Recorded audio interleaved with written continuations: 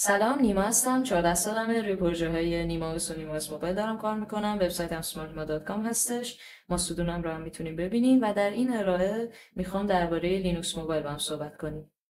ما وقتی درباره سیستم عامل‌های موبایل صحبت میکنیم، دو تا سیستم عامل اصلی به ذهنمون میرسه: iOS و اندروید. iOS خیلی توضیحش بر ما کوتاهه چون که محدودیت‌های بالا داره و غیر آزاده. اما اندروید یکم قضیهش پیچیده تره. اندروید اول به عنوان یه سیستم عامل آزاد عرضه شد به عنوان AOSP Android Open Source Project و ویژگی اولیش هم همین آزادیش بود. آزادیش و رایگان بودنش که شرکت ها میتونستن هر چند میخواستن اندروید رو تغییر بدن و روی دستگاهشون به صورت رایگان بدون نیاز به پرداخت اجباری به گوگل نصبش کنن و این باعث پیشرفت سریع سیستم عامل اندروید شد و اکوسیستم اندروید هم خیلی پیشرفت کرد و اپ‌های زیادی واسش نوشته شد. اما گوگل دیگه می‌خواست از اندروید پول در بیاره و شروع کرد به اضافه کردن بعضی محدودیت‌ها. یه لایه غیر آزادی که الان تقریبا روی همه گوشی اندرویدی که می‌خریم هست، گوگل موبایل سرویسز یا GMS هستش. گوگل موبایل سرویسز عضوهای زیادی داره، مثل اپ تماسگیر گوگل، اپ پیامک‌های گوگل تا گوگل پلی سرویسز و کروم و چیزای دیگه. و این یه لایه غیر آزاد هستش که گوگل با اضافه نکردن خیلی از قابلیت‌ها به AOSP نسخه آزاد اندروید و اضافه کردنشون به GMS و همچنین کار نکردن روی خیلی از اپ‌های AOSP، کمتر کار کردن و مینتین کردن روشون و آپدیت‌های کمتر، باعث شد که این GMS دیگه روی همه گوشه نصب شده باشه. از اون طرف هم دیولپرها به دلیل اینکه خیلی‌هاشون به اون قابلیت نیاز داشتن، اپ‌هاشون به GMS نیازمند شد و دیگه همه شرکت‌ها حالا با قراردادایی که با گوگل در واقع داشتن اومدن GMS رو روی همه گوشه نصب کردن و همونطور که گفتم این اپ‌های غیر آزاد به جایگزین‌های بهتری از اون اپ‌های آزاد AOSP تبدیل شد. و یه راه مونده بود برای جدایی از اینها و اونم روت کردن و در واقع ریموو کردن GMS هست که اونم سختی‌های خودش رو داره. میگم خیلی از اپ‌ها نیاز به GMS دارن و گوگل هم اومد یه چیزی به اسم سیفتی نت رو اضافه کرد و پلی اینتگریتی بعداً آپدیت شد و این به اپ‌ها اجازه میداد که اپ‌ها چک کنن ببینن گوشه کاربر روت شده یا نه و خیلی محدودیت‌های جدیدی به این دلیل روی گوشه روت شده اضافه شد. و حالا یه خبری اومده که در سال 2026 هر اپ، حتی اپایی که اصلا نمیخوان در پلی استور باشن، هم باید توسط گوگل تایید بشن و به گوگل پول پرداخت کنن. و این موضوع خیلی بده. چرا؟ اول اینکه دیگه ساید لود کردن اپا و نصب اپا از سورس های دیگه خیلی سخت میشه، مثل اف-دروید و نمیدونم حتی مارکت های ایرانی، اگر اون اپ ساین نشده باشن و هر دیولپری باید به گوگل پول بده و اپش رو ساین کنه. و جدایی از این که باید پول داده بشه به گوگل و این موضوع متمرکز میشه، یه بدیل خیلی بزرگی که این موضوع داره اینه که یه اپی رو مثل ریونس در نظر بگیریم. ریونس یه اپیه که میاد اپلیکیشن های مختلف رو مثل اسپاتیفای، یوتیوب موزیک، قابلیت های پولیشون رو کلاینت ساید، یعنی کد رو بر روی گوشی شما داره تغییر میده و اتفاق غیر قانونی نمیفته، میاد کد اون برنامه رو تغییر میده و به شما اون قابلیت ها رو میده. خب گوگل این رو نمیخواد وجود داشته باشه و به پلی استور اجازه نمیده که راه پیدا بکنه.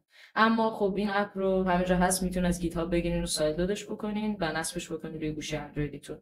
اما با این محدودیت دیگه گوگل میتونه اجازه نده کلا به این موضوع و حتی مارکت های مثل اف-دروید هم الان یه بلاگ هایی، یه پست هایی که بلاگشون نوشتن درباره این موضوع و واقعا خیلی بد هست که ما حالا در اندروید هم داریم به سمت این محدودیت ها میریم.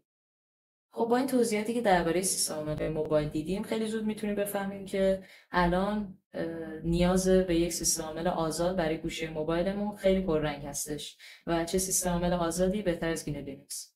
ما سه راه داریم برای اجرای این سیستم عامل روی گوشی موبایل و حالا تبلت‌های خودمون، بیشتر روی دستگاه اندرویدی اجرا میشه. اما قبلش باید یه توضیح بدم بهتون درباره اندروید که از کرنل لینوکس استفاده میکنه و فرقش با توضیح‌های لینوکسی، لینوکس حالا داریم ما میگیم که ما در لپتاپ و کامپیوترهامون داریم اجراش میکنیم.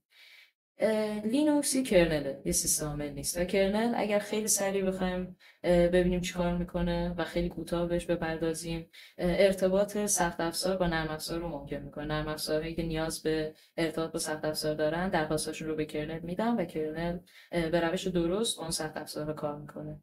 حالا این کرنل رو که ما داریم، سیستم عامل‌های مختلفی میتونه روی یه کرنل آزادی ساخته بشه و این اتفاق هم افتاده. الان اندروید کاملا با گنو لینوکسی که ما داریم یه سیستم عامل متفاوت هستش با توضیحاتی که ما روی پی‌سی خودمون اجرا میکنیم، اما هر دو از کرنل لینوکس استفاده میکنن و این باعث شده که کامپتیبیلیتی تقریبی داشته باشن با هم تا حدی سازگار باشن و با این توضیحات میرسیم به لینوکس دانستریم. توضیحایی که روی هسته اندروید سازندگان ساخته شدن، یعنی اینکه اون کرنل لینوکسی که سازنده دستگاه اندرویدی منتشر کرده رو برمی‌داریم و با استفاده از هلیوم و لیبهایبریس میایم یه ساب سیستم خیلی کوچولوی اندروید درست میکنیم که این کرنل در واقع اجرا میشه و اون اندروید باهاش ارتباط برقرار میکنه. چون که درایورهایی که در این کرنل هستن، در این نسخه از لینوکس هستن که آزاد نیستن معمولا و این شرکت ها ساختن، برای سیستم عامل اندروید طراحی شدن، برای سیستم عامل گنو لینوکس اجرا نمیشه. اما کاری که میکنیم اینه که با اون ساب سیستم کوچیک اندرویدی که اجرا کردیم میایم با اون کرنل ارتباط برقرار میکنیم، با اون درایور ارتباط برقرار میکنیم و از این کرنل استفاده میکنیم و یه سیستم عامل گنو لینوکس رو میتونیم اجرا کنیم روی گوشی اندرویدیمون. مثالهایی از این اوبونتو تاچ و درالیان هستن و خوبی این روش هم اینه که سازگاری بیشتر داره فعلا با سخت افزارهای اندرویدی که داریم و راه اندازی و پورت خیلی سریعتر میشه کرد روی دستگاه‌های جدید. خیلی سریعتر شما میتونید کرنل رو از سازنده دستگاه بگیریم و شروع کنیم پورت کردن و گزینه‌های کاربرپسندتری داره بازم فعلا، مثل درویدیان و اوبونتو تاچ که خب بیشتر فوکسشون الان روی کاربرپسندتر بودن هستش، چون که خیلی از بیسیک ها رو دارن به خاطر همون اجرای درایورهای اندرویدی و خب اینستالر دارن میسازن، یه زیپ های میسازن که مستقیم تو ریکاوری فلش بشه، قابلیت جدید اضافه میکنن و غیره.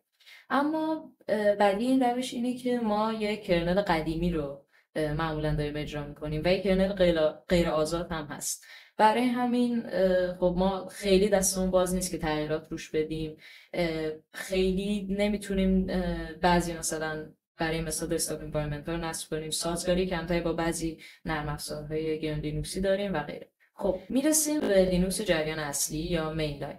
لینوکس جریان اصلی همون کرنل اصلیه که روی توضیح‌های معمولی استفاده میشه، مثل اوبونتو، آرچ لینوکس، فدورا یا هر توضیح دیگه‌ای که روی دسکتاپمون داریم اجراش میکنیم و دیگه اون کرنل با درایورهای غیر آزاد بزرگ و در واقع باینری بلاک‌های بزرگ نیست که دستمون بسته باشه تغییرات. همون کرنل اصلی رو داریم اجرا میکنیم روی گوشه اندرویدی خودمون.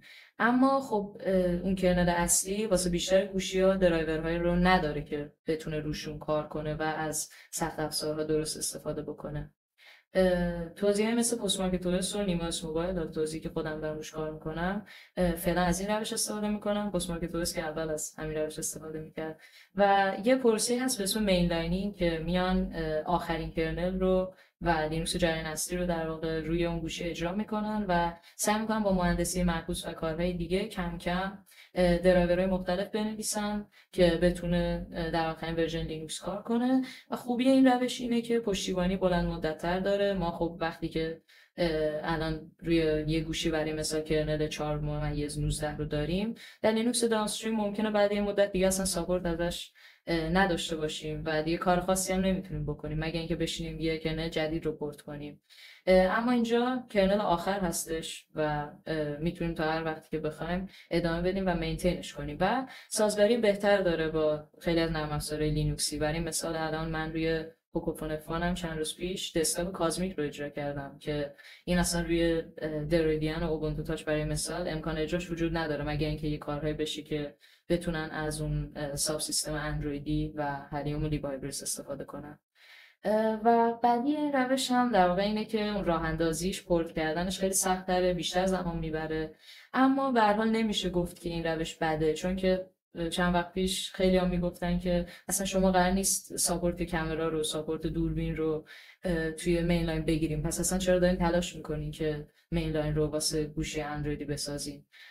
و خب الان روی پوکوفون فون من چند وقت پیش ساپورت اولیه دوربین اومد و همینطور داره پیشرفت میکنه و پیش میره و هر دوی این روش‌ها خیلی روش‌های اوکی هستن و آدمای خفنی دارن روش کار میکنن و هر دو هدفشون اجرای لینوکس موبایل، یه سیستم عامل آزاد روی گوشیامونه. در آخر واسه این موضوع گوشی‌ای که با لینوکس موبایل عرضه میشن، این گوشی‌ها خب از قبل لینوکس موبایل روشون نصب شده و با لینوکس موبایل منتشر میشن و از همین دو گزینه در واقع استفاده میکنن. بیشتر از مینلاین ها استفاده میکنن، توضیح مینلاین، و خب مثل پاین فون پرو، دستگاه دیگه پاین 64 و لیبرم 5 هست که عکسش رو اینجا میبینید.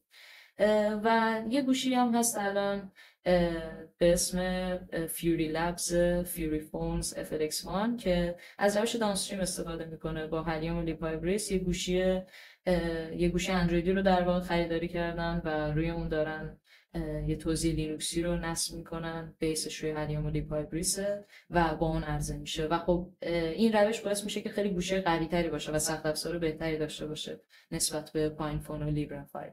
خب با روشی که بالاتر توضیح دادم میتونیم لینوکس رو روی گوشی موبایلمون اجرا کنیم. اما از چه رابط کاربری استفاده کنیم؟ قطعا اگه از رابط کاربری‌هایی که واسه دسکتاپ طراحی شدن مثل گنوم و گیدی پلازما و کازمیک و چیزای دیگه استفاده کنیم، تجربه خوبی نخواهیم داشت روی موبایل.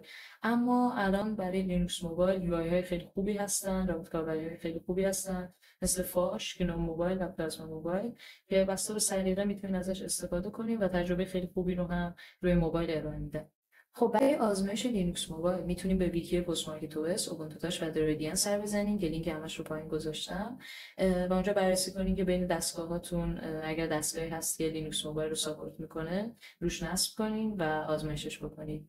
و یا اگر دستگاهی ندارین که لینوکس موبایل رو ساپورت میکنه، میتونید روی QEMU پست مارکت او اس یا توضیحات دیگر رو با UI های موبایل نصب کنید و اونجا آزمایششون کنید.